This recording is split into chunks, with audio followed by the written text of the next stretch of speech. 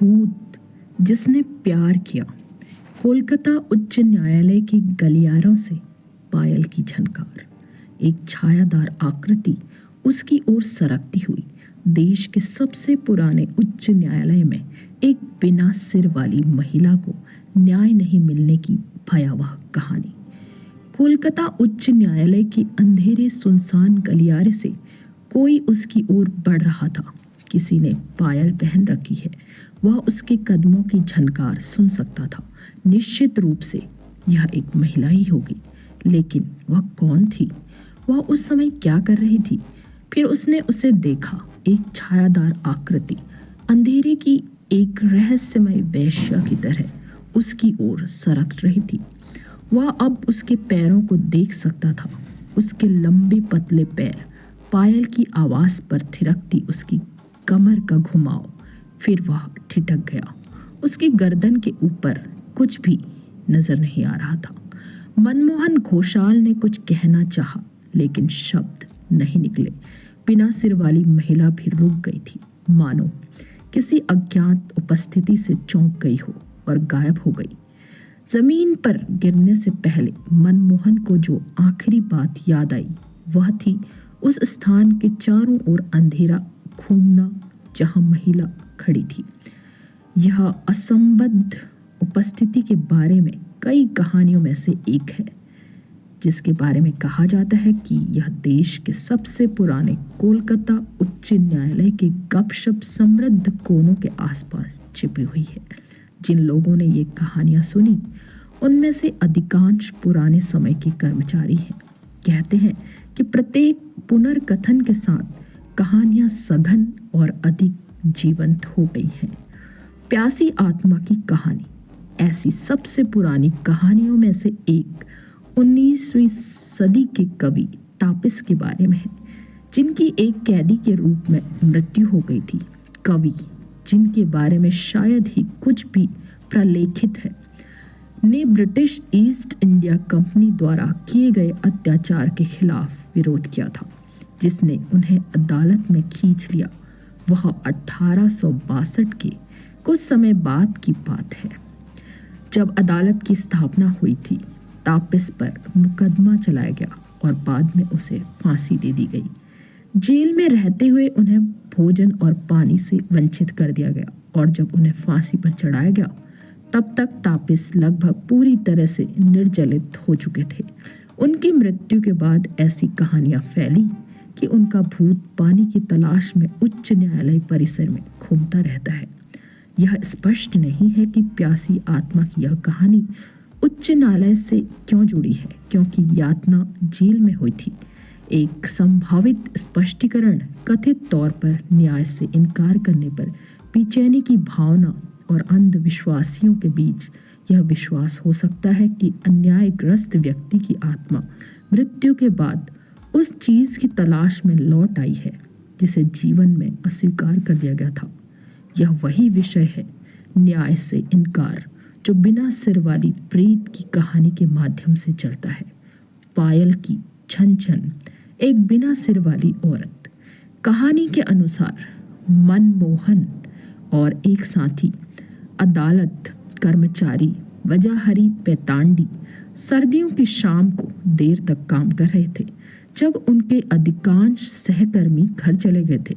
जिस दिन मनमोहन ने शौचालय जाने का फैसला किया, उस दिन दोनों का काम लगभग पूरा हो चुका था। चूंकि पहले ही देर हो चुकी थी, वजाहरी ने उसे सलाह दी कि वह अगली इमारत में, जो न्यायाधीश का न्यायालय था, शौचालय में न जाए, बल्कि अपने कार्य अनुभाग की दीवार के बगल की जगह का उपयोग करे। हालांकि मनमोहन लंबे अंधेरे गलियारे से शौचालय तक गए।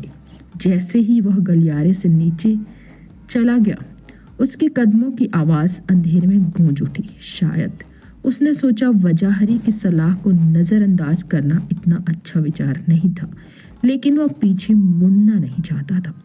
उसने खुद से कहा, वह कायर नहीं था। मनमोहन कुछ कदम आगे बढ़े ही थे कि उन्हें पायल की छन छन सुनाई दी। अपने अनुभाग में वापस आकर वजाहरी को आश्चर्य हुआ कि उनके सहयोगी को इतना समय क्यों लग रहा है। कुछ देर इधर उधर देखने के बाद उसने भी गलियारे में कदम रखा।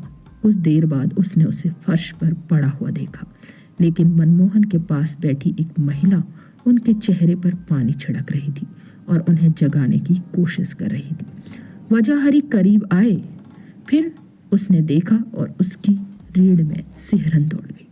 जैसे ही वह बिना सिर वाली प्रेत गायब हो गई, वजाहरी अपने सहयोगी के पास दौड़े, उसे हिलाकर वापस होश में लाए और किसी तरह उसे अपने पैरों पर खड़ा होने में मदद की। फिर दोनों व्यक्ति जितनी तेजी से संभव हो सके वहां से चले गए। मनमोहन और वजाहरी अकेले कर्मचारी नहीं थे जिन्होंने पायल की आवाज सुनी हो या अदालत परिसर में बिना सिर वाली महिला को देखा हो। जाहिर है कई अन्य लोग भी इस रहस्यमयी उपस्थिति से रूबरू हुए थे, लेकिन ये महिला कौन थी? निस्तार के नई जिंदगी के सपने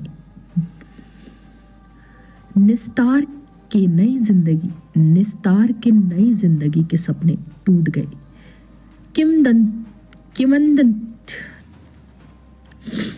निस्तार के नई जिंदगी के सपने टूट गए।